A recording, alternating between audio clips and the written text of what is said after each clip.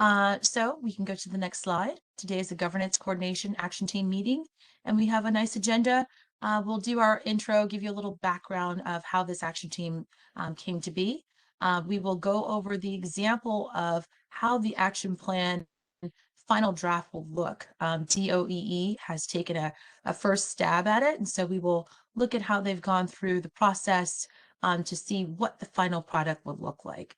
And then we'll discuss a little bit more of the next steps on working towards creating that action plan per category item that we've been discussing over the last few months.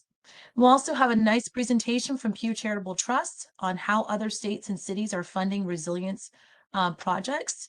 We hope to have a presentation and a discussion at the same time. We'll have an initial summary of and findings of from our drainage committee operations, and that will be again more of a presentation with some discussion. And then we will close out our meeting with a little bit of homework and some upcoming dates. Next slide, please. So as background, this task force was established by the city administrator in September of 2021. This task force reports to the Deputy Mayor of Operations and Infrastructure, that's Lucinda Babers, and we have two co-chairs. From DC Water is the CEO, David Gaddis, and from DOEE is the director, Tommy Wells. We kicked off this meeting in November of 2021, and it all came about because of the storm that occurred in September of 2020. I had been saying the wrong date, so excuse me from the previous recordings, but it's from September 2020. So all of the proceedings of these meetings are open to the public. We also have meeting minutes and other documents that are stored on the the DC Flood Task Force website, which is dcfloodtaskforce.org. Again, all one word, dcfloodtaskforce.org. Next, please. So we have a schedule that we are following and have been for the few months that we've been doing this. The full flood task force meets every other month on the third Wednesday, which is coming up. Next week, Wednesday, May 18th, will be our full task force meeting. We also have two action teams. They meet every month. Residential resilience, we had that earlier in the week. Our next meeting will be on the second Tuesday of the month. Governance and coordination, which is what we're having today, is the second Friday of every month.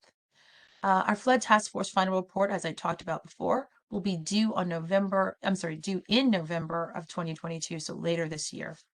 And we'll have an action plan for each of the 9 categories that we've been covering. We will have a final report that's submitted, and after that final report is submitted, we will have annual meetings to track the progress of the action plans and to continue the discussion in regards to budgeting and action plan priorities. Next slide, please. So we have 2 action teams and 9 categories. We broke them up so that we can really get into each of them without having without having overwhelming conversations. So the residential resilience covers categories 1 through 9. That next meeting is on June 14th at 2:30 p.m. And governance coordination covers categories 5 through 9. Next, please. So to talk about our action plan example and next steps, we have Nick Barnard and Meredith Upchurch from DOEE. Thank you. Thanks, Monty. What I'm going to do is, so in the next 5 or 10 minutes, I'm going to give you guys a quick peek into what a action plan looks like. We've actually drafted one. We're feeling like it's pretty close to being ready to share. And then after I give an overview of that, I'm going to pass it to Meredith, who's going to talk about, so what is the task force process going forward for how are the action teams and the full task force, how are we going to approve these and eventually end up with a suite of action plans that we can point to as an outcome of the flood task force. So I'm going to share my screen real quick if you guys can give me presenter rights.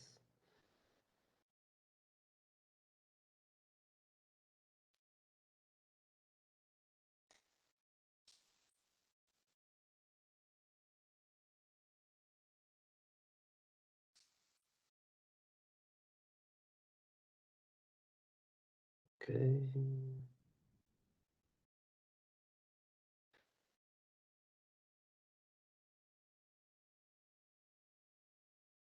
Okay, and Meredith, you can see this okay?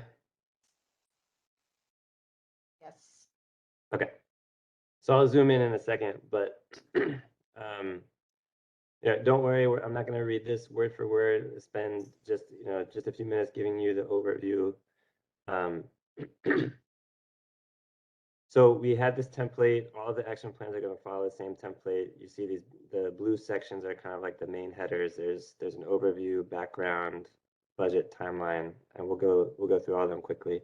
But essentially, at the top, you can see what category this action plan is in, and then action 8.4. That's what this particular plan is about.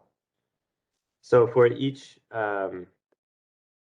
section, the top is just an overview, trying to be really high level about what the goal of this action plan is. So this one that we're looking at is to establish some kind of yearly outreach coordination amongst all of the relevant district and federal agencies for upcoming outreach in the next year. And so for each action plan, you talk about what area of the city is impacted or is it focused on. So we've identified the wards that have floodplains, but also we've made note here that this is also citywide because there are flood vulnerable areas that aren't in FEMA mapped floodplains. So we've identified the lead agency, in this case is DOE, and that's why we're producing this action plan. But there's going to be other supporting agencies that have roles in implementing the action plan. So it's not just because DOE is the lead agency doesn't mean that DOE has to do all of the things that are listed in this, and that'll be the same throughout all of these action plans. So then there's a background section. Basically we're trying to get at how is this going to impact the overall task force's goal and also provide any historical context. So for this action plan, the historical context we're providing is kind of like a bullet point list of the recent outreach that individual agencies have done that we can build on and use going forward. So we mentioned the DISB Flood and Water Damage Forum in 2021. HCMA had a Flood Emergency Hub initiative. We had Flood Awareness Week. A third bullet here is there was a WMATA advertising campaign. And then the last bullet is we're kind of in the midst of acquiring weather radios and water alarms and trying to distribute them to folks that are flood vulnerable. So every action plan, the historical context might look a little bit different, but for this one, we're kind of listing all of the relevant activities that have occurred in the past. And then every action plan has a section on equity. So how is what we're doing in this action plan, how does it account for our most vulnerable communities, and what is it doing to make sure that we are doing the best we can for those vulnerable communities? So I think this one is a little bit more general in the sense that our outreach is really citywide, but almost by definition, a lot of our floodplains and our flood vulnerable areas are also in neighborhoods that are kind of overburdened already. So just by doing this outreach and communication, we are also kind of focusing on the neighborhoods we need to. So those are kind of like the setup, and then this part here, the timeline and budget, this is really, I think, the most important part of every action plan. We're trying to keep this high level, but ultimately, if you strip away all of the other stuff around this action plan, what you're left with is a timeline. So what agency, or in what year, and what agency is doing it, and what are they doing? So, so in this case, this is a annually recurring thing that we want to be doing. So we don't have to list out 2023, 2024, 2025. There may be other action plans where there's kind of a specific time period where the the actual years will be important. But so for here, every year we're saying that DOE is going to convene an annual or semi-annual meeting, and we're also going to produce an outreach plan based on that meeting, 4 weeks after. HCMA is also listed as a responsible agency here for procuring FEMA funding. And then we have various listed here, but ultimately, once we decide on an action, once we decide on the yearly outreach plan, there's going to be different things. So one might be procuring advertisement space on the WMATA system. And so somebody has to create a contract and somebody has to put the money into it. And so as an example, DOE might coordinate with multiple agencies, but DOE might be the one that owns that contract between WMATA and the district to do the flood awareness campaign. So that's just one example. And so then budget, we've got, it's supposed to be high level. So, generally, like, what are going to be the costs? We've suggested that 70,000 be reserved for outreach campaigns. We've got a little bit of a cost breakdown and a little bit of a breakdown of what those things might include. Again, I think each action plan can be backed up with additional documentation, but we want to keep the action plan itself pretty high level.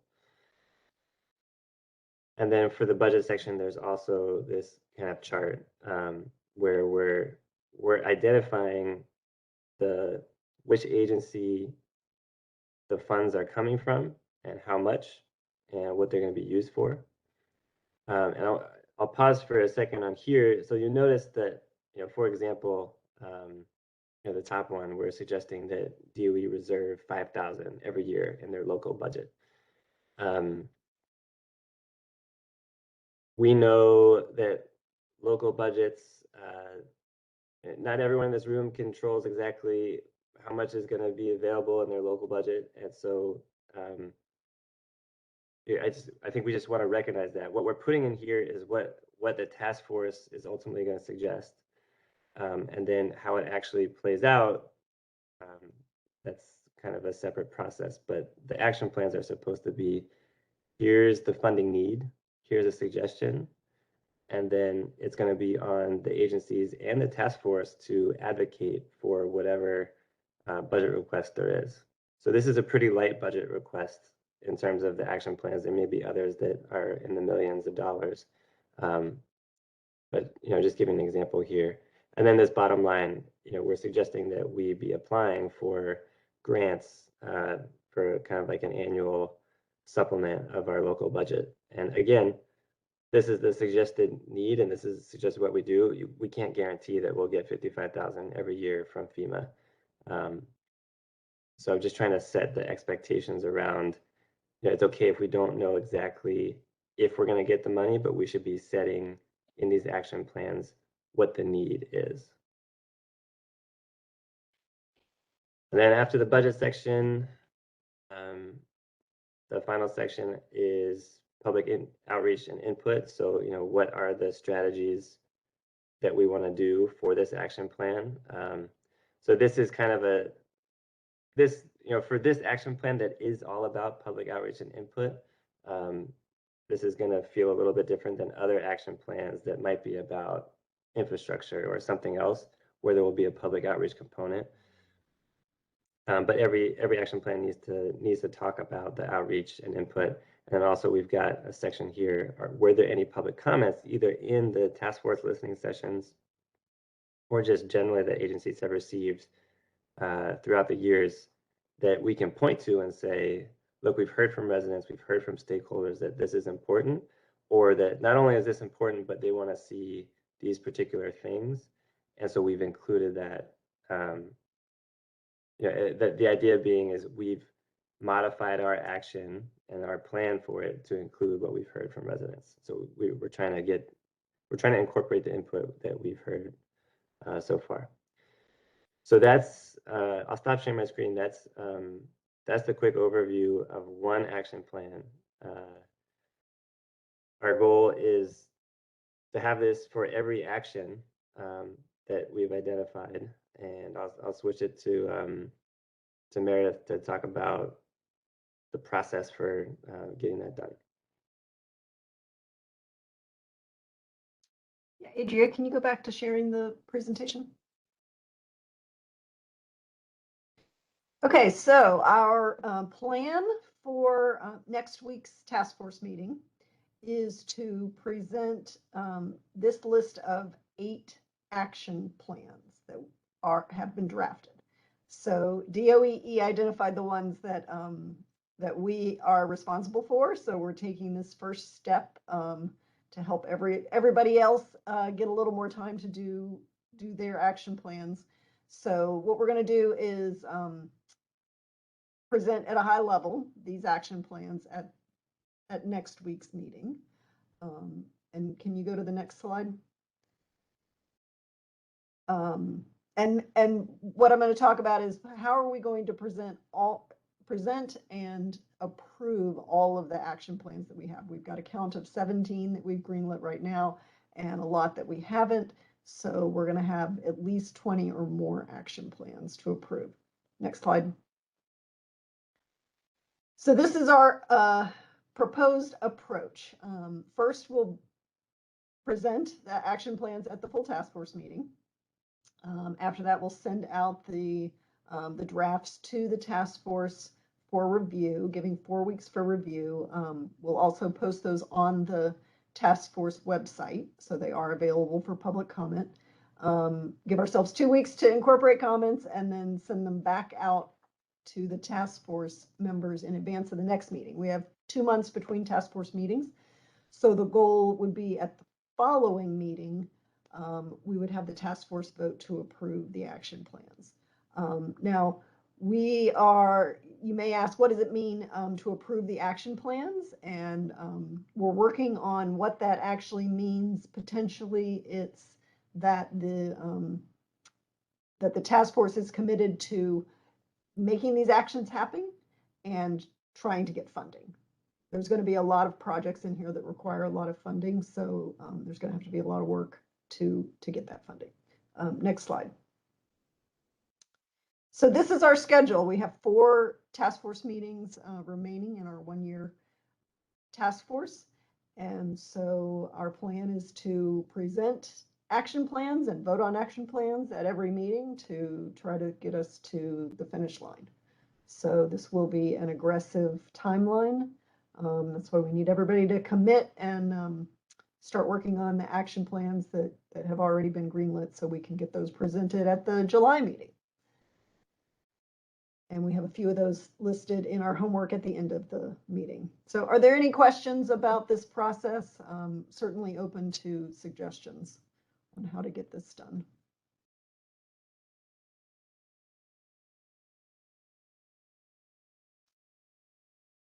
If no questions, then I think we can move to the next topic. Yes. So we have guest presenters today to talk about the funding of resilient projects from other states. So we have some guests from Pew Charitable Trust. Yeah, and I can help enter them real quick and set up what we're trying to do. Thanks, Nick. Yeah, so we're really excited to have Forbes Tompkins and Jerome Miller from the Pew Charitable Trust Flood Prepared Communities group. And we've been talking to them kind of on and off throughout. And, essentially, if you think about our action plans, and, some of them involve, some of them require funds for infrastructure. Some of them are going to require funding for whatever happens with flood insurance and subsidies. Basically, we've identified a lot of things that need money.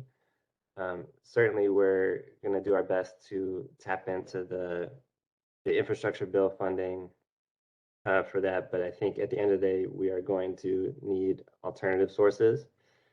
And what we've asked Forbes and Yaron to do is to just talk to us a little bit about what other states and cities are doing to come up with that funding gap. Just as kind of a beginning conversation to think about how we could possibly do it.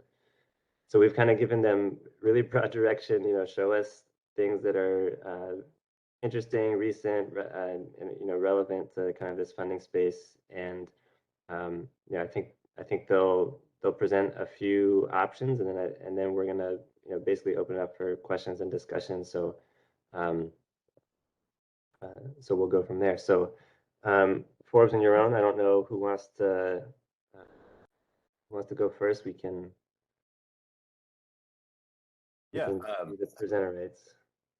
perfect. Yeah, if you could do that, I can share my screen.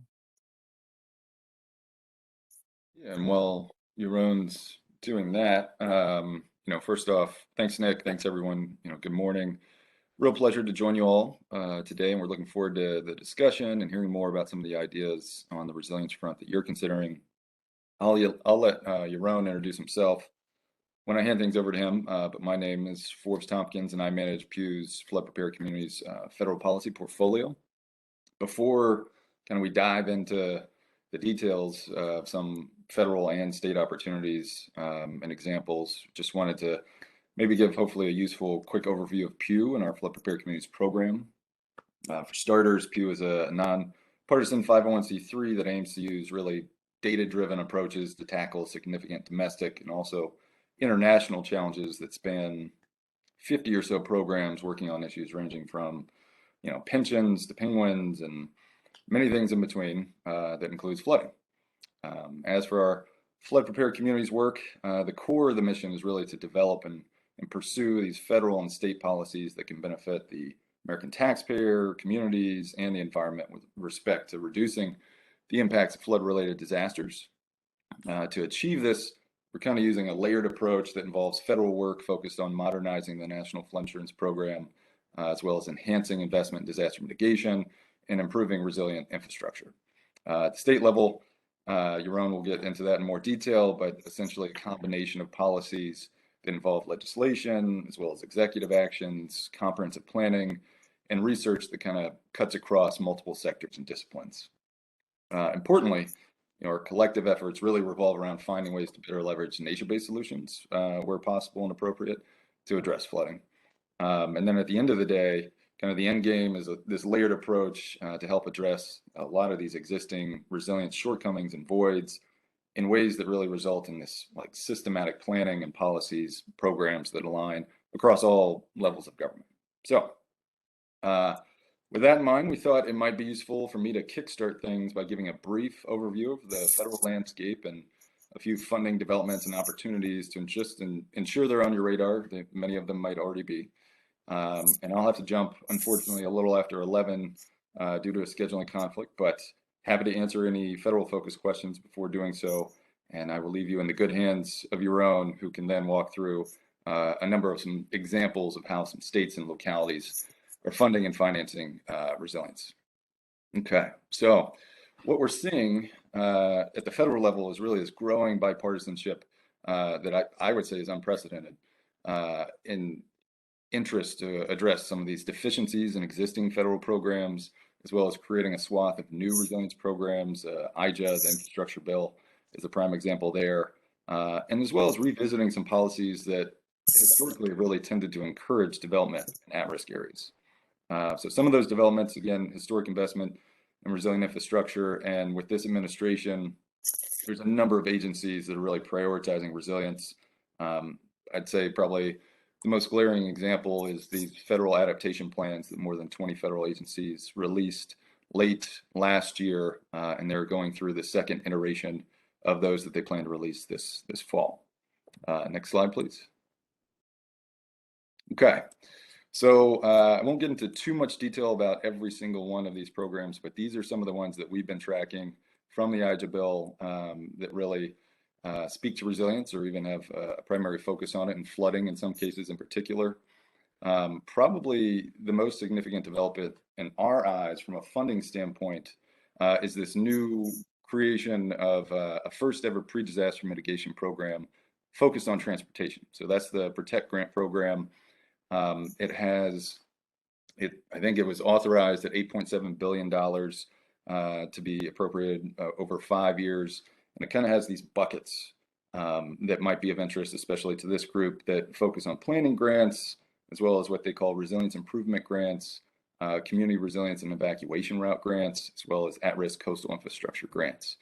They also have a focus on those planning grants. Actually, if you were to undertake any type of comprehensive planning effort through the lens of resilience and transportation, there is an opportunity to leverage that to then increase your cost share, or I guess lower it in the case of a locality, and have the federal government cover potentially up to 90 or even 100% of the cost share. And I wanted to give mainly an overview of these, but happy to follow up today or offline if any of these are particular interest to discuss in more detail. Another new program, Healthy Streets discretionary grant program, really focused on the installation of cool and/or like porous pavements to expand. That could include also expanding tree cover. With the goal, they have three primary goals. One is reducing flood risk. The other is urban heat islands, as well as improving air quality.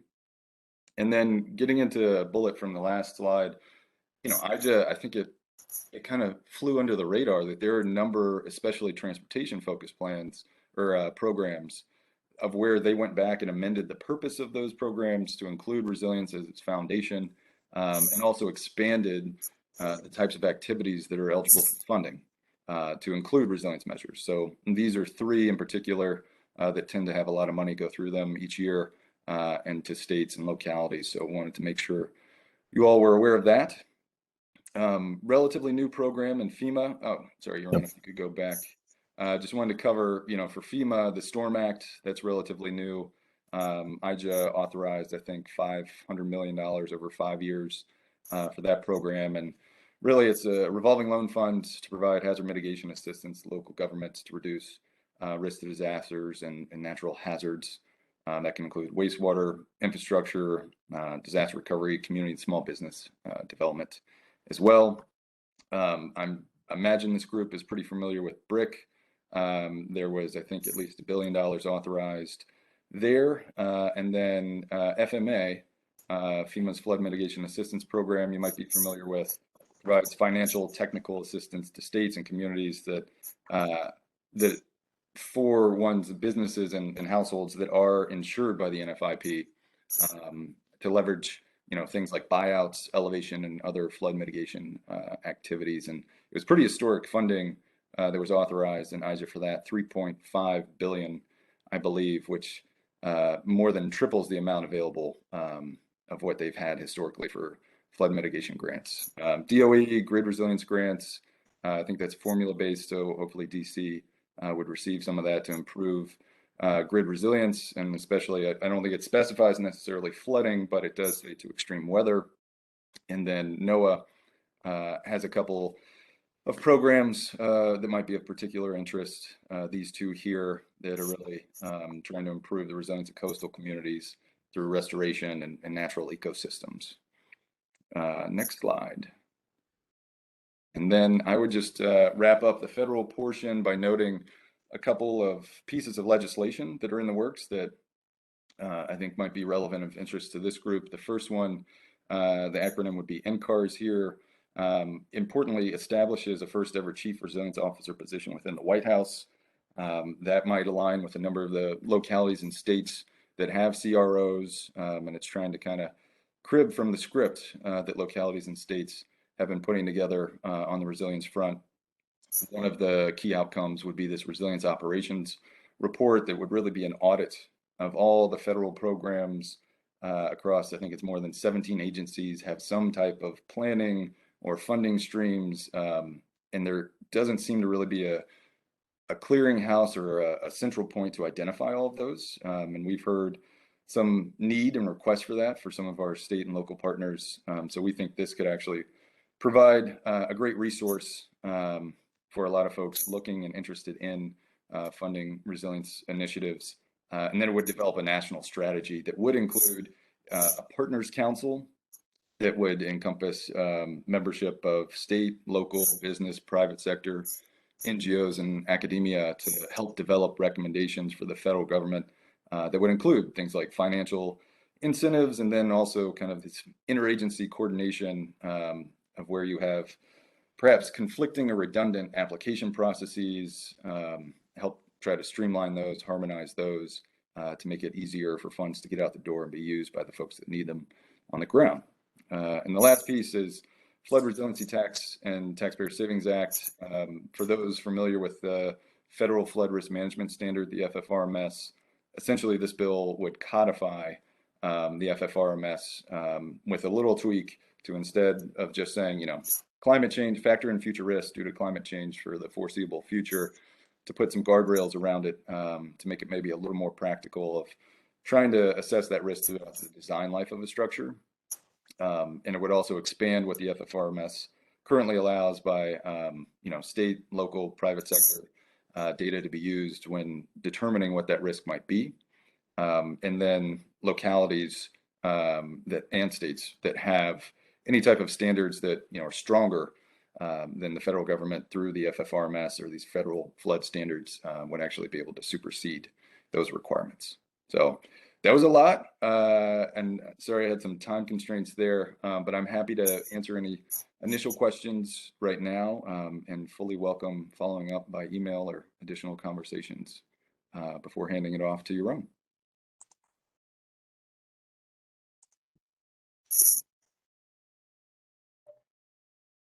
Real quick, Forbes. So I may want to talk to you offline about the very last bullet point. That sounds interesting, but I don't want to. It's probably like only more interesting to me than the rest of this crew. But for the Storm Act, like I know we're pretty familiar with BRIC and FMA. What kind of the difference for the Storm Act? The key difference there is that it'd be, outside of BRIC and FMA, that this would be a revolving loan fund structure.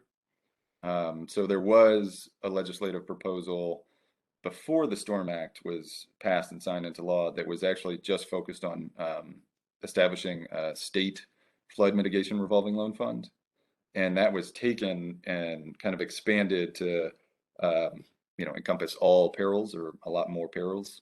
And that was able to secure enough congressional support to be passed and signed into law. But yeah, that's relatively new. That was signed into law, I think, in late 2020, and this would be the first time it's ever been funded. It was sitting there for about a year without any funding, so IJA helped check that box.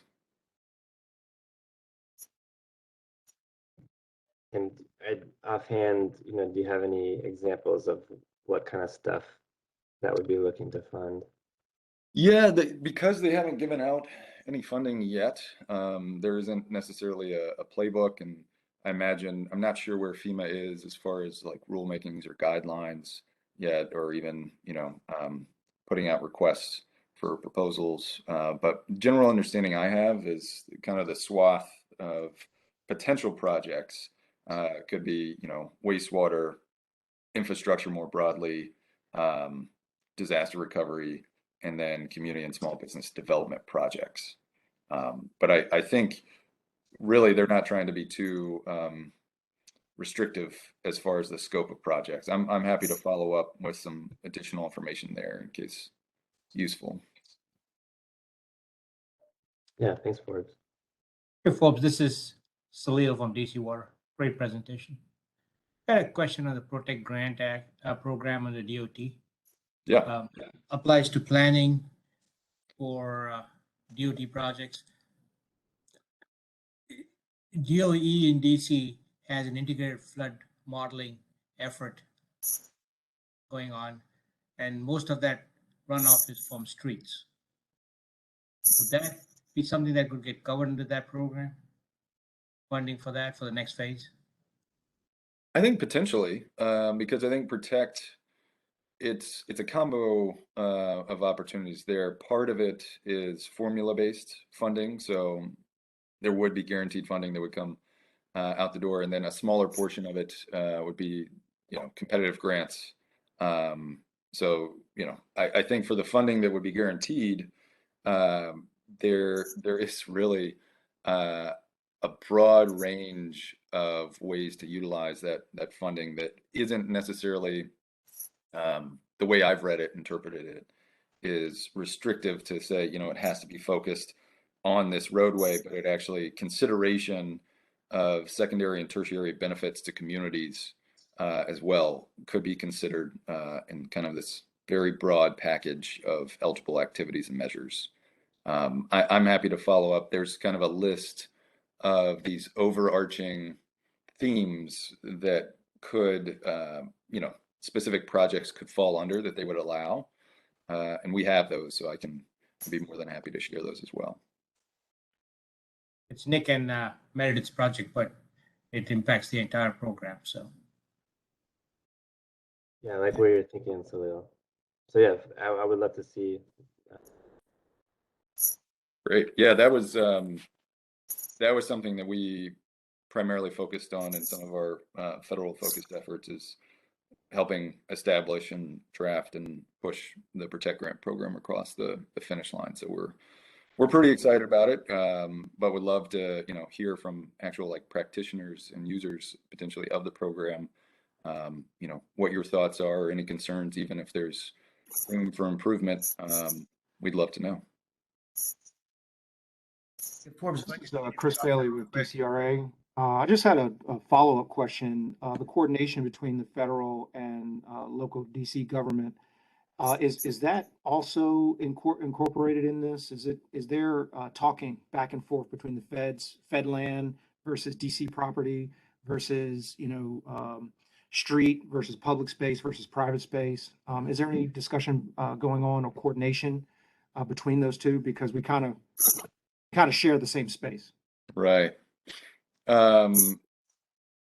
Is that specific to Protect, or are you thinking to grant funding and or knowing what we're doing is carrying over into the federal side? Sure. I would actually, my cautious optimism there is more around DOT's adaptation resilience plan, and that in particular focuses on better coordination with states and localities, and actually like having specific goals and milestones for outreach and coordination. And that's something that we've actually been engaged with CEQ on, of trying to develop some like key performance indicators that agencies can use. So it's not just this, piece of paper or report that sits on a desk and gathers dust, but that agencies would be, tasked with these resilience metrics to help measure their success and kind of, have some accountability for tackling things like you're mentioning, of better coordination and support for states and localities. And that if the NCARS bill, in the next slide, Yaron, the National Climate Adaptation Resilience Strategy Act, that would be a core piece of what that bill would do. And that is actually, that first bill is gaining a lot of momentum right now in Congress, with the potential of it being attached to the National Defense Authorization Act, which passes each year, unlike some other things in Congress. So the timing of that would be, this summer into the early fall before the elections, most likely, if it were to get a ride on that. This bill in particular and the outcomes that it would produce may be particularly useful with respect to your question. Thank you. If I could jump in with one last question. Sure.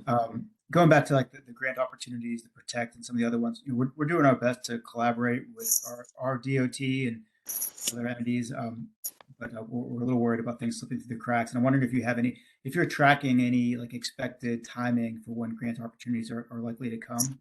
If there's anything about that time.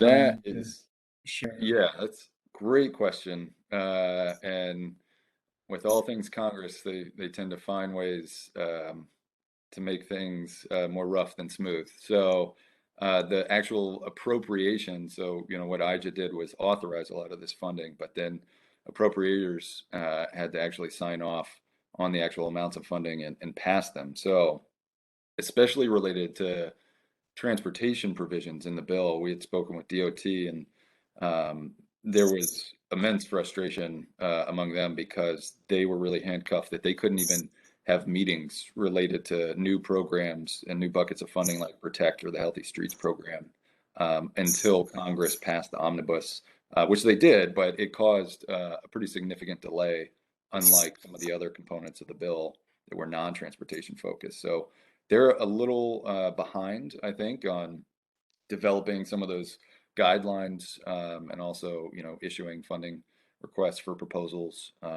But, I expect them to actually probably move pretty quickly, and we can look back and do kind of an update check to see where they might be on some of these specific programs and the timeline of releasing some of that funding in particular. But I would expect in the coming months that you start seeing some of these funding opportunities to come about. Thank you.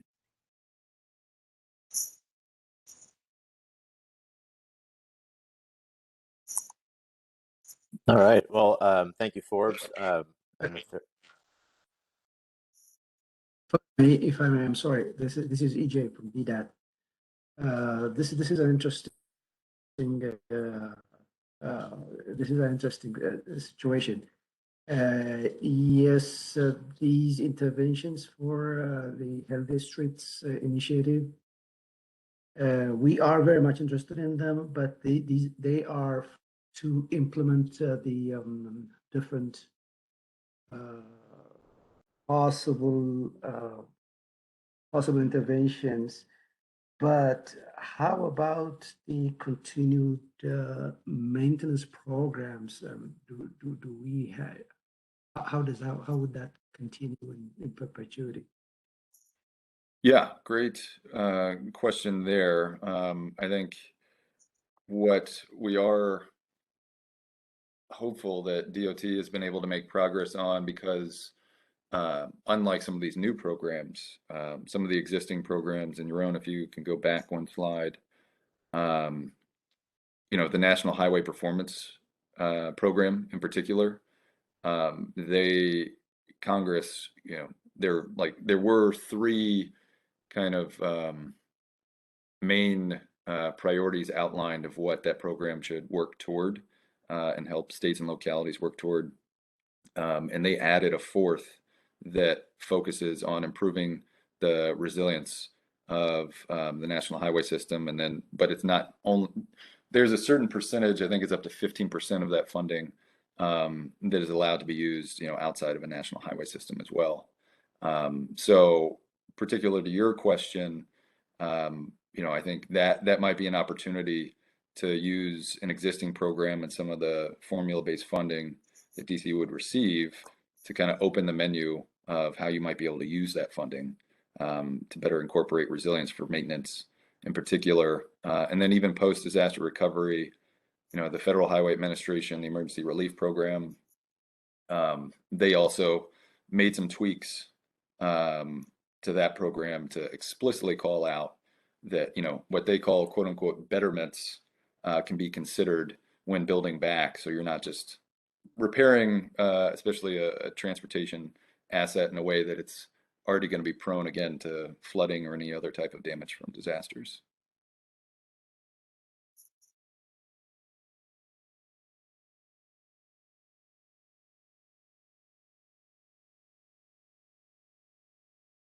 all right. Well, any other questions? Forbes' contact information is at the end of the presentation. Forbes, you can just throw it in the chat as well, and we'd be happy to answer to any follow-ups. But I want to make sure there's enough time to run through some of the state examples and answer questions about those. But thank you, Forbes, for your time, and have a good weekend. Thank you all. It's a pleasure. Thanks, Forbes. All right. Well, picking up where Forbes left off, first to introduce myself, my name is Yaron Miller. I'm a senior officer on Pew's Flood Prepared Communities team. I work at the state policy level, as Forbes alluded to earlier, on legislation, executive orders, weighing in during rulemaking, to really try to encourage states to commit dollars for pre-disaster mitigation and investing in nature-based solutions, as well as initiating comprehensive, often watershed-based resilience planning initiatives.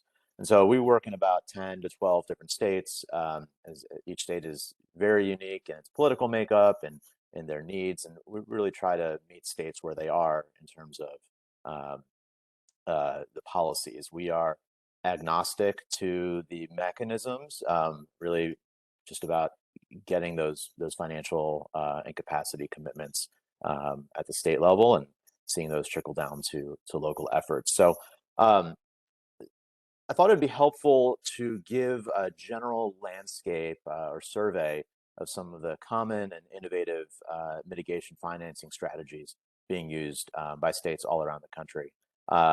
It's certainly not exhaustive, but it should provide some flavor for the wide range of options that are out there and that are being employed, and maybe some of them will spark an interest among this group.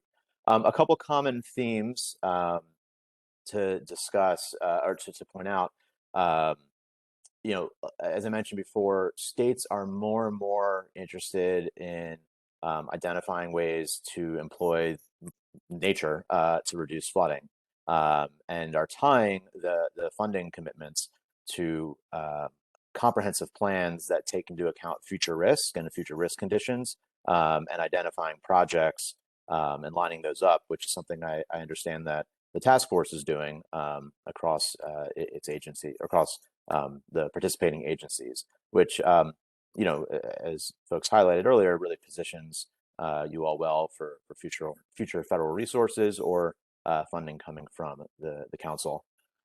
Real quick, just to give a sense of what the disaster landscape is, and I covered some of this before, there's just been an increasing pressure on states to reduce the cost of flooding. And that's from a number of reasons. One, the frequency and rising costs of floods.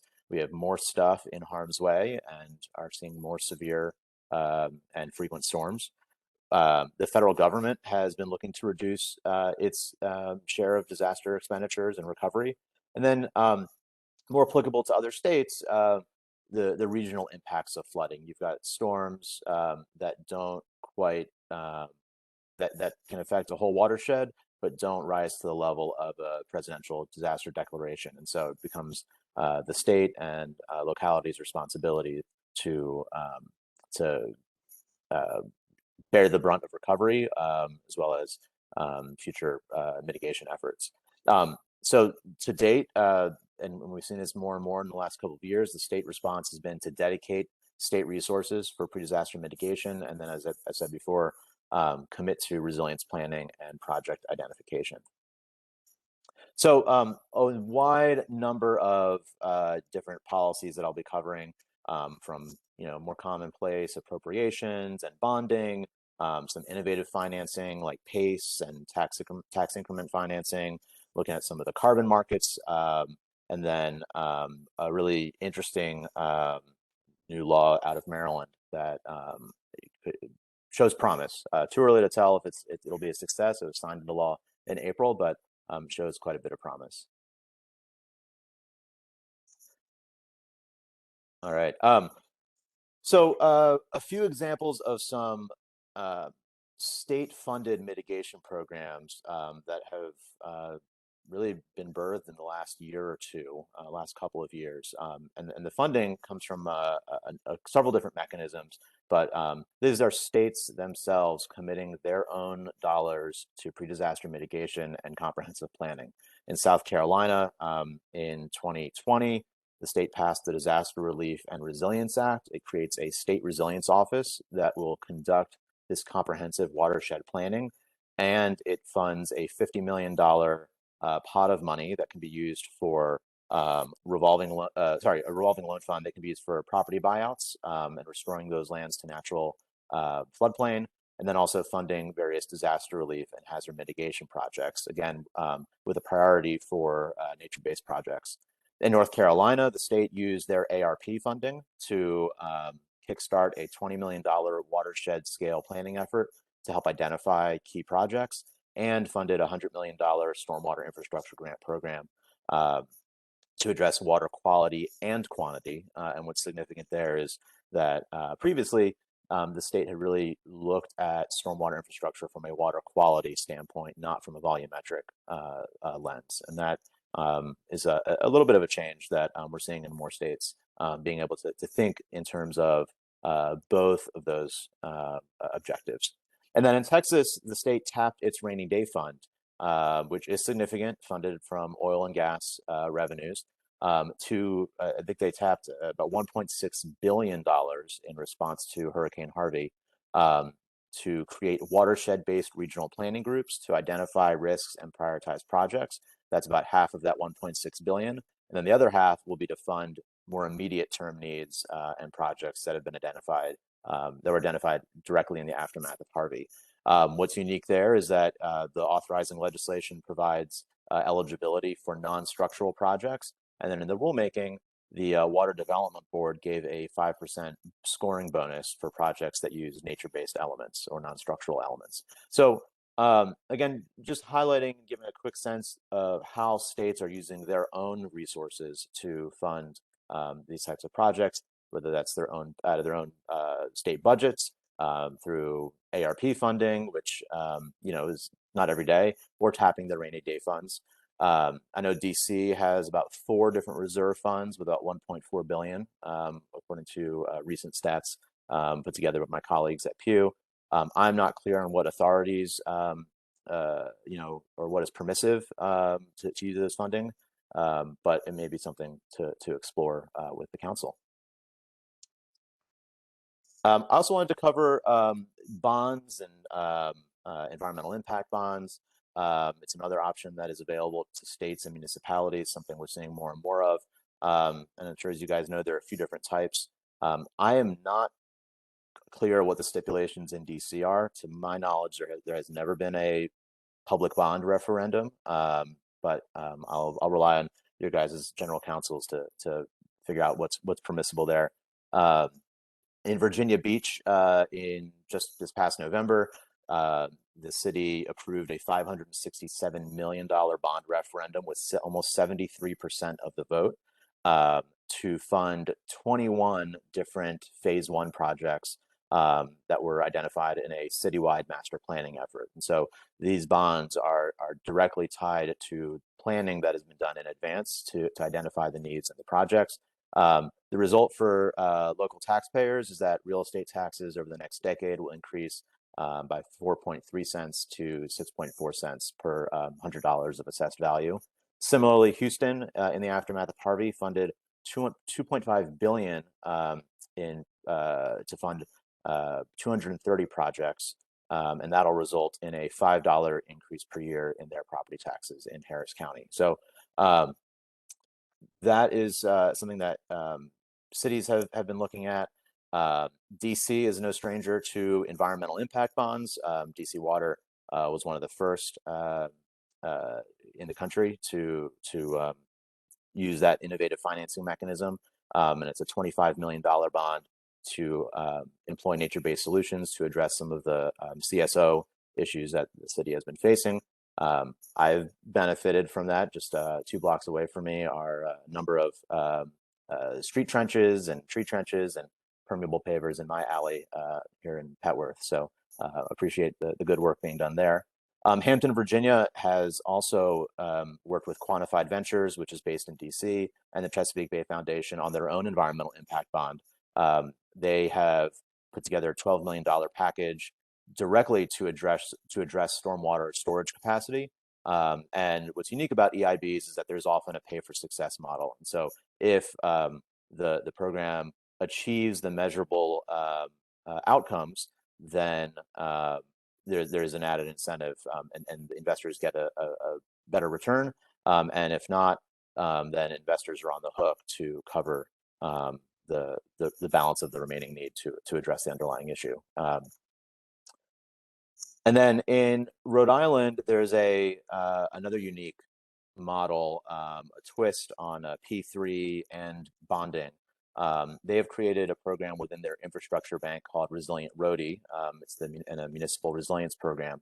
And so backed by green bonds issued by the state, cohorts of towns each year participate in trainings facilitated by the Nature Conservancy. And then after they go through that training process and identify projects, they're awarded a minimum $1 million grant with a 25% local match. So an interesting twist combining several different funding mechanisms. I also wanted to highlight P3s, building off of what's being done in Rhode Island. DC, as I'm sure you all know, has an Office of Public-Private Partnerships and has just executed or signed off on the district's first P3 to upgrade street lighting. And it does include a pay-for-success model to incentivize faster maintenance and faster completion of the projects. And so as you guys identify various and prioritize various projects, it could be a way to, a P3 could be a way to execute projects quicker than your agencies may be able to do on their own and without the upfront cost requirements. So that could be one option, and it's great that there's dedicated staff in that office thinking about these types of opportunities. Another P3 that has been very successful in Washington State is floodplains by design. And that model is slightly different in that it uses state appropriations up front. It doesn't rely on private funding to initially, but it relies on NGO capacity and expertise. So it's a partnership between the state, the Nature Conservancy, and the Puget Sound Partnership. The NGOs facilitate the meetings, they provide the technical assistance and expertise, help identify the projects, and the state appropriates the funding. Since 2013, they've appropriated $165 million for large-scale, multi-benefit floodplain restoration projects. And in short, that means projects that help reduce flooding, but also restore salmon habitat, help protect communities and transportation infrastructure. And so there's a pretty rigorous scoring system used to evaluate projects, but it's been highly successful and funded a number of different projects across the state. A couple innovative financing mechanisms. Again, DC has a PACE office. PACE is typically used as an energy efficiency program, but in recent years, states have extended PACE loans for earthquake and seismic retrofitting, hurricane preparedness. In Florida, it's been used for hurricane-proof and wind-proof windows. And in Virginia, a couple years ago, they extended PACE loan financing for flood resilience projects for homes and businesses.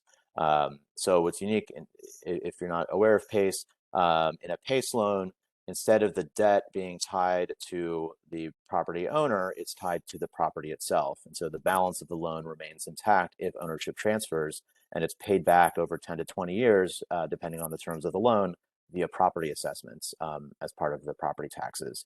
Since between 2010 and 2020, there have been $7.3 billion. There's a $7.3 billion market for PACE loans, which has resulted in about 300,000 home upgrades, and at the commercial level, $2 billion for about 2,500 different projects. So that just would require a change in the authorizing legislation. I put image of the bill in Virginia if you're inspired to check it out. SB 1559. Linwood Lewis represents Hampton Roads and the Eastern Shore of Virginia. He's been a great champ for a number of flood resilience efforts as a great resource as well. In Iowa, also wanted to flag their really innovative financing mechanism, which is a sales tax TIF. It was authorized by the legislature, and it diverts a portion of state sales tax revenue from FY 2014 to FY 2035 to fund local flood mitigation projects, and it resulted in almost $600 million for projects of 10 local governments. There's a state advisory board which put out an RFP. They evaluated the projects that came in and are dispersing the sales tax revenue as it comes in, I think on a quarterly basis to communities to implement those projects. So a twist on your typical TIF redevelopment financing package, but something that has shown some promise in Iowa. This is the new kid on the block, the Maryland Conservation Finance Act, signed into law on April 21st of this year. a really interesting coalition of folks in Maryland work on this. Happy to put you all in touch with some of the champs who are much more familiar with this really broad, comprehensive package. But I wanted to highlight a few of, I think, are the most pertinent highlights.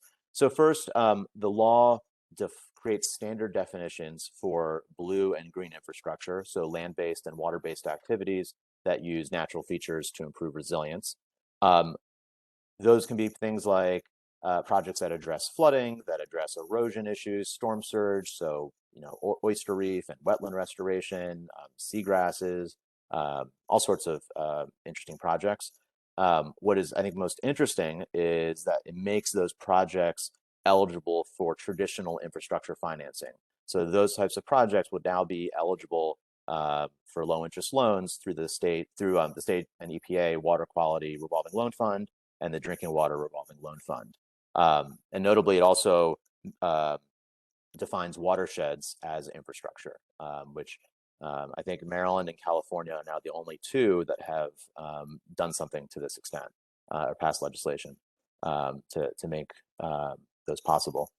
The provisions of the law also, and this gets into the really exciting topic of procurement law, but it makes pay for success eligible in state procurement code, and it allows the state to buy environmental outcomes as a commodity. So that could be soil carbon sequestration, water quality outcomes, could certainly include water storage and stormwater storage as commodities, as outcomes. The goal with that is to leverage private financing for these environmental outcomes, especially through the Pay for Success model. There are some estimates that could generate almost $100 million a year in private equity, private capital for these environmental outcomes. Wanted to also talk about market-based funding. I'm sure many of you have heard of the Regional Greenhouse Gas Initiative, RGGI. It's a partnership of 13, I think maybe 14 states now. Pennsylvania just joined. That creates a cap and trade system for carbon pollution. Virginia joined 2 years ago, and since their joining, they have generated $102 million through their RGGI auctions. I think that actually stat might be out of date, given the RGGI auction that occurred just a couple weeks ago. Through 2 grant rounds, through the state's participation, they have created the Community Flood Preparedness Fund, which is a program that will fund watershed scale and nature-based flood mitigation projects, and has a carve out at least 25% of that funding has to go to under-resourced and historically marginalized communities. The initial estimates were $750 million raised for flood mitigation over 10 years. Given the success of the program so far, I think that is probably a lowball estimate. But we've really seen, I think, 80 different projects awarded to date, about $35 million for those projects. And the third round just closed with another $40 million available through the state's flood preparedness fund. So DC is not part of RGGI. I don't think we have any major energy generators here in the district. But there is the Transportation and Climate Initiative, which is a similar approach to RGGI. It's 14 states along the East Coast working together on regional priorities. And there is some discussion about creating a market system which would require gas and diesel fuel suppliers to purchase allowances for their emissions and auctioning them just like RGGI. So there are some estimates that point to $300 million a year to fund resilient transportation. And then jurisdictions would be left to decide how to best spend those revenues. So I think there have been some fits and starts with that program, but something to keep an eye on. DC signed the MOU as part of TCI. So I'll just be waiting and seeing what happens on the policy end. I also wanted to talk briefly about stormwater utilities. We have one here in DC, the Clean Rivers Impervious Area Charge. It is used to address the city's MS4 issues and CSO issues. In 2019, which was the last data I could find, it generated about $110 million in FY 2019. But I just wanted to flag that some states and localities have written their stormwater utility authorizing language to show intent for projects that address flooding and other stormwater infrastructure needs. So while DC's currently is tied directly to its MS4 issues, other states have broadened and made other types of projects eligible. And yeah, anyway, so the last funding mechanism that I wanted to highlight is private philanthropy. And I know it's not an option everywhere, but California created a California Resilience Challenge. It's a statewide effort led by businesses and stakeholders to build and fund local climate resilience projects. So contributing corporations include JP Morgan, Wells Fargo, various banks, water and electric utilities, LinkedIn. And in 2020 and 2021, they've awarded $2 million each year to almost a dozen different communities, I guess 24 communities now, for local resilience projects. They send out RFP, or they request proposals, which are vetted by a committee of government officials, NGOs, industry. So another twist on funding. Certainly $2 million a year is not a tremendous sum, but you know, it's an opportunity to engage with some non-traditional funders. So I know I ran through all that very quickly, but I wanted to leave plenty of time for questions, and happy to do so.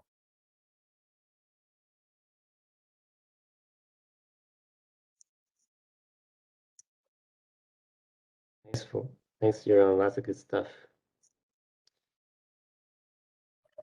I always have questions, but I want to make sure, you know. Same, Nick. I'm right there with you. So Yeah. after we kind of get it from the General Assembly and you go, I'd like to ask a couple of questions as well. Hi, this is Jeff Seltzer with DOE. I don't know if you saw I put a question in the chat about the PACE loans. Yeah, let me figure out how to find the chat. Okay. I could just Yeah. repeat it. So That'd be great. my understanding is, usually PACE is, typically done for like weatherization or other kind of projects that provide a savings to the homeowner, and those savings offset the cost of servicing the loan, and that's how it's, that's how it is, supported and allowed to go forward. How do you do that with flood mitigation for residential homes? There's no like short-term necessarily cost savings like an energy bill would have. Yeah, that's correct.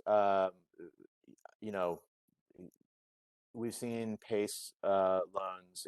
It's fairly new for using that for flood resiliency, but I think the intent is for things like home elevation or flood vents, elevating utilities, that sort of thing. So I don't know what the immediate return is, but it is a way for homeowners who maybe have had nuisance flooding to avoid future costs. So that's, yeah, I think we're still waiting for the jury's still out on how that looks over time, but it's a future, it's a cost avoidance strategy, if that makes sense. Yeah. Okay. Thanks.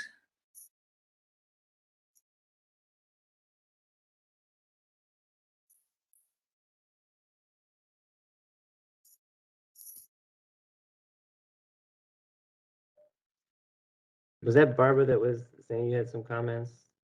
It was. Okay, go for it. It's fine. Go ahead. No, I talk too much in these meetings, so. All right. Okay. Well, let's see. Okay. I didn't realize how much of a dork I was until I started lighting up when you were like, yes, the FIS, the bonds, and the fiscal plans. And I'm like, oh my God, I love this. So thank you for a great presentation. I think one question that I had was about some of the Texas funding. Sounded like a lot. And I was wondering if that was over a 5-year fiscal plan, or was it just an infusion, a one-time infusion? Yeah, good question.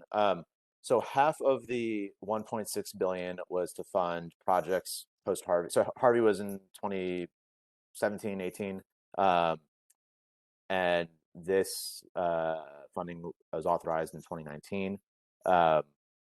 Half of that was to fund projects that were identified as immediate need in the aftermath of Harvey, so recovery projects as well as some mitigation projects.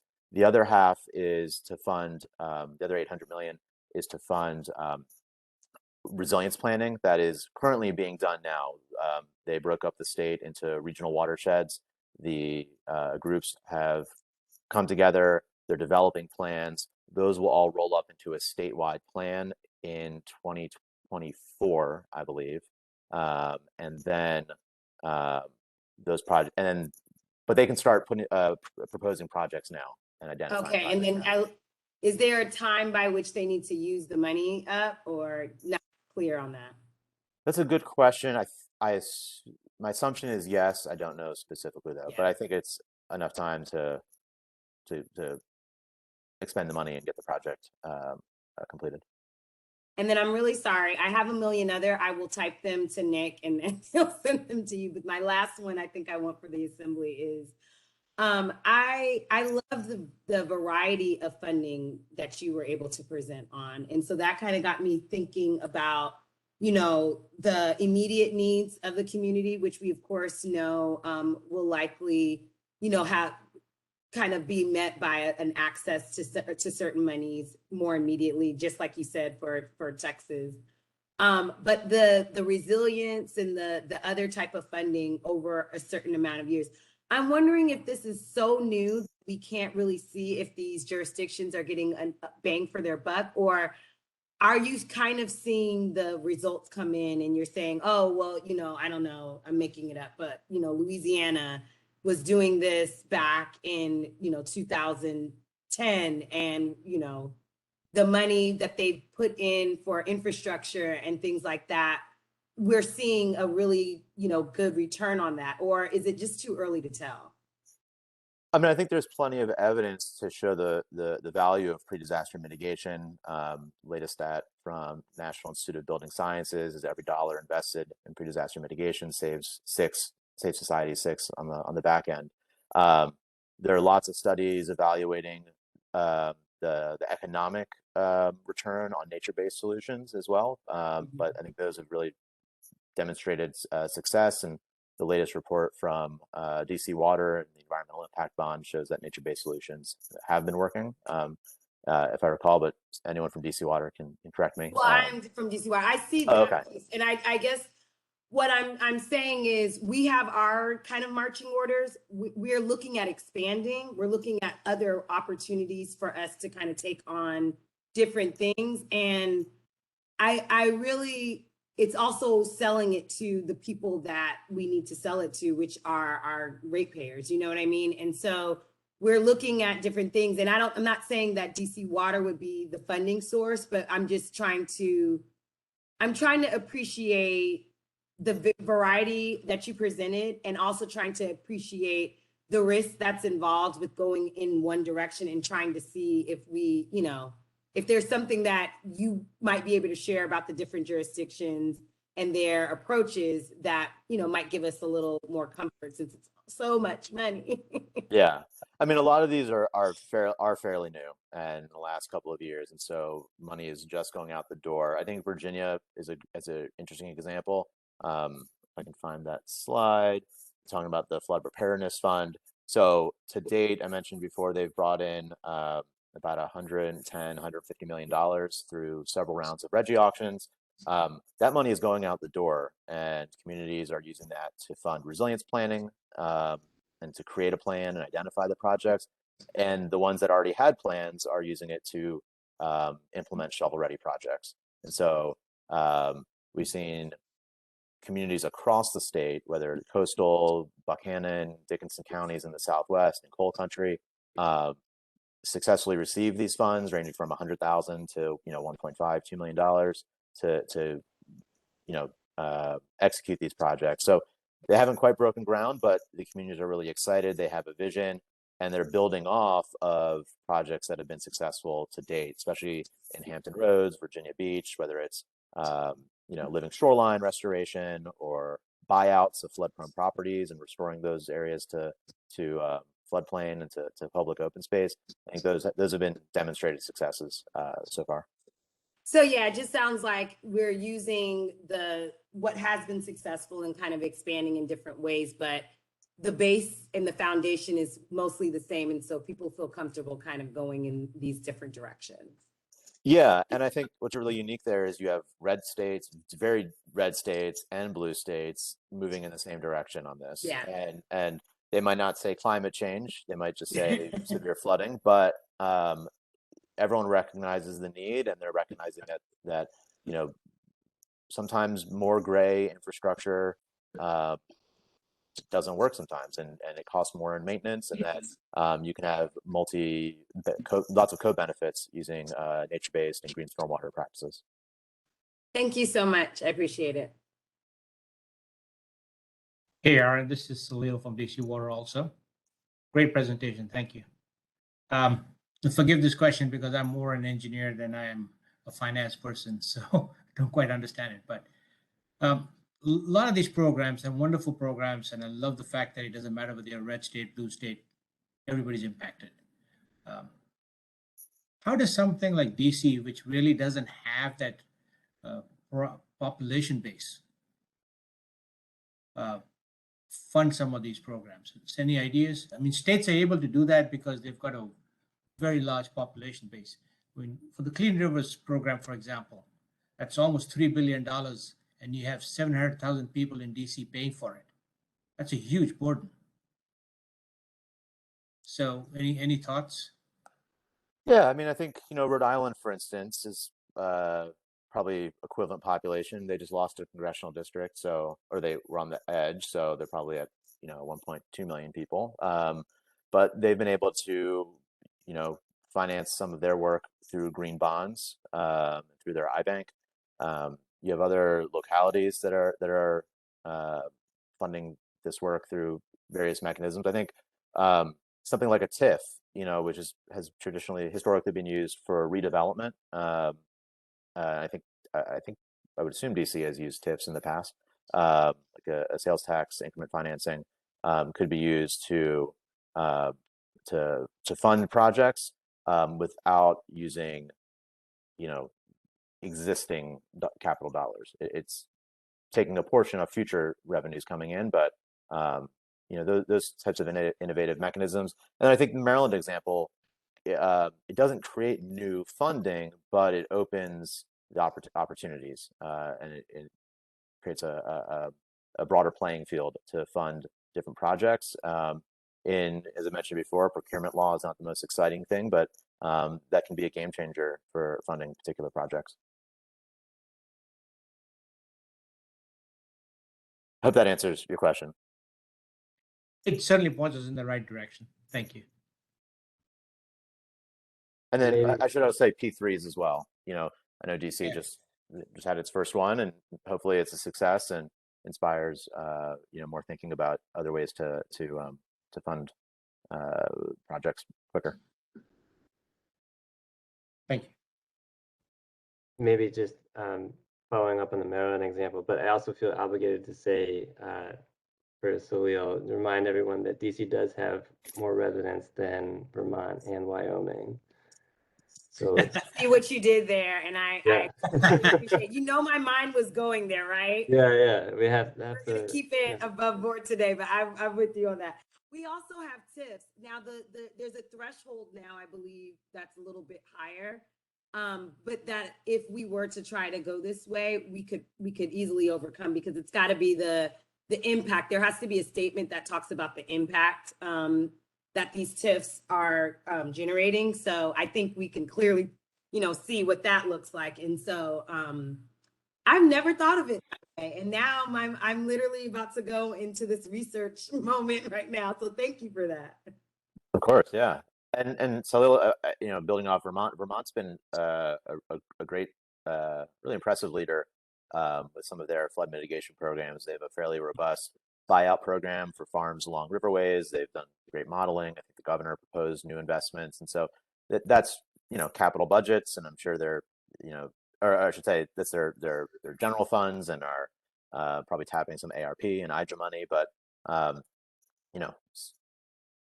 small rural states can figure it out, and as well, and I'm sure there are lots of opportunities, I should say. I do appreciate it. So maybe just real quick, so on this slide, standardized definitions to make it eligible for traditional infrastructure financing. What is the traditional infrastructure financing that is in Maryland? I'm trying to see if what the analog for DC is, or is it traditional infrastructure financing from the federal government? Correct. So it makes blue and green infrastructure eligible for and those projects eligible for funding through the Drinking Water Revolving Loan Fund and the Clean Water Revolving Loan Fund, I think. Okay. Okay. And that's something that I know DOE and DC Water are usually pretty heavily involved in. So that's you would talk. That's an interesting place to look at. Yeah, you'd want to talk to Tim Mail from the Environmental Policy Innovation Center. He lives in Tacoma Park, just up the road, and he really helps. He was one of the visionaries behind this, and helped work with lawmakers to flesh it out and identify the opportunities. So I think he'd be a good resource to tap. Awesome. Well, you've given us lots of food for thought, and apparently many research projects for Barbara in the next couple of weeks. So thanks very much, Yaron. Yeah, of course. Well, thank you, Yaron, and I know that Forbes is gone, but thank you both. That was really great. So much detail, so many things that are happening here across the country that DC can definitely benefit from as a best practice and lessons learned, as well as just new innovations. So I think we're going to continue this offline. You'll probably get flooded with a lot more questions, especially from Barbara and Nick. But we thank you for your time, and we will continue, of course, to stay in close contact, I'm sure. So we have a little bit more left to our agenda today. We have our closeout. So Meredith, do you want to come on screen and we can go ahead and go through some of those items while Adria switches over to our presentation to finish out our morning meeting. Yeah, so I'm just going to speak really briefly to the Drainage Committee initial findings, just to let everybody know. So the Drainage Committee is an informal group of a small but mighty staff from 4 agencies: DC Water, DOE, DDOT, and DCRA. And it's been functioning informally for about 20 years. Well, I'm going to guess at least 20 years because it's been going forever. And the committee, we're in a fact-finding mission now on how they're operating, and to learn how could they do their work more effectively. This is where flooding meets public perception. So these may not be flooding problems per se. And Adria, whenever you can get back to the screen, I have some slides. So if we could move in that direction. When the public sees my backyard is flooding, well, it's really a drainage problem. The street is flooding. Inlets are blocked. The sidewalk is flooding. Overland flow is going over a sidewalk. So we may not define these as true flooding problems, but to the public, they are flooding problems. And there's a lot of problems that come to the group that cannot be quickly resolved. But the the team itself has very good communication between the agencies, very good coordination.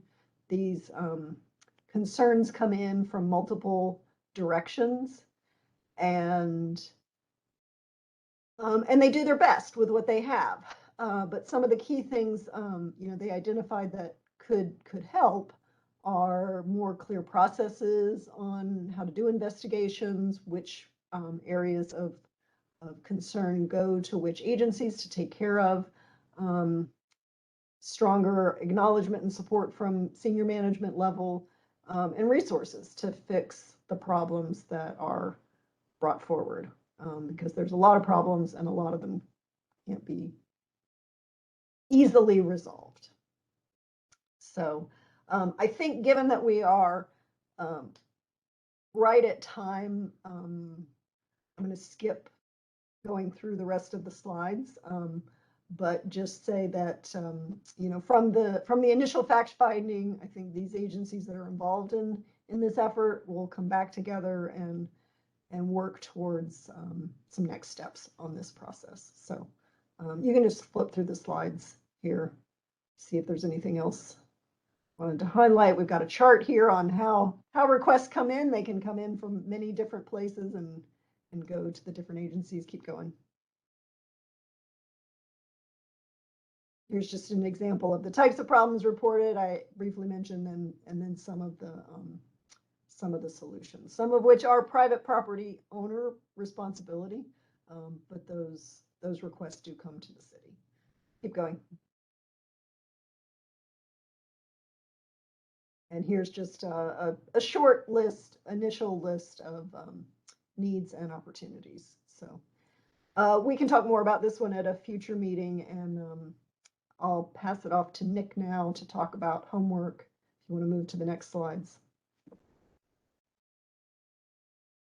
All right, so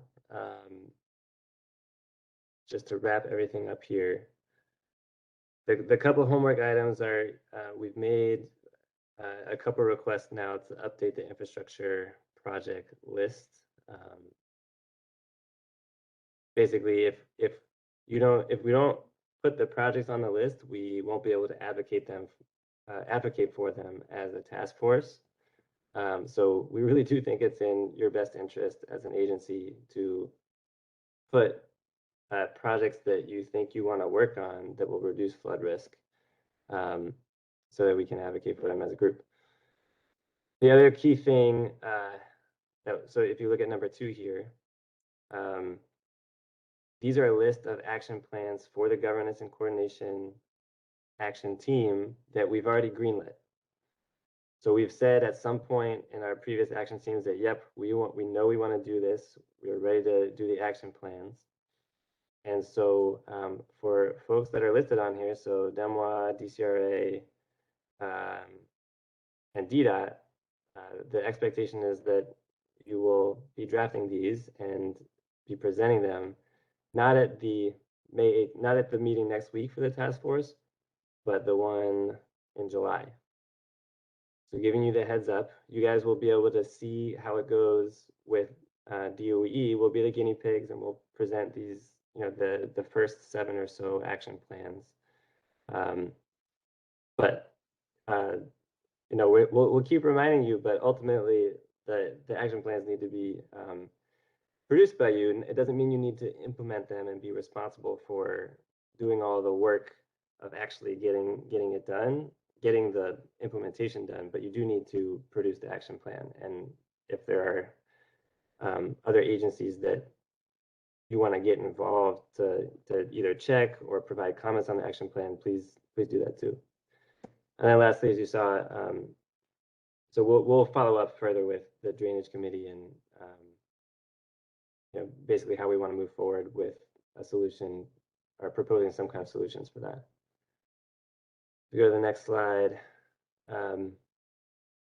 So next week on Wednesday is the full task force meeting. So we'll be talking about the action plans there. And just a heads up, we will be, we haven't done this in a while, but for the categories that don't have an action plan will be, we'll try and send a reminder, but the category leads, should be prepared to just give a status update of any work that's been going on in your category. And then for next meeting, we'll add the drainage committee there. We can talk a little bit more about funding strategies. These are a couple of the options. And then potentially also looking back at the list of potential actions and saying, okay, you know what? We won't be ready anytime soon to make a decision on this action. So let's like officially, say we're not going to do an action plan on this. Like this will be for some other time. So that's another another thing we can add to the list. Meredith, Salil, Barbara, any other thoughts on this? Okay. All right. I think that's. Well, did you have something? No, good. Okay, great. Well, thank you so much, Meredith. We apologize. We're having some technical challenges behind the scenes with your slides. So they did come up. What we'll do is next meeting, hopefully we'll talk about them a little bit more. We'll use those same slides and add to it. But everyone, thank you so much for the day. Have a great weekend. It's 12:03 and we're going to go ahead and adjourn this meeting. Thank you. Thanks, everyone. Have a good day.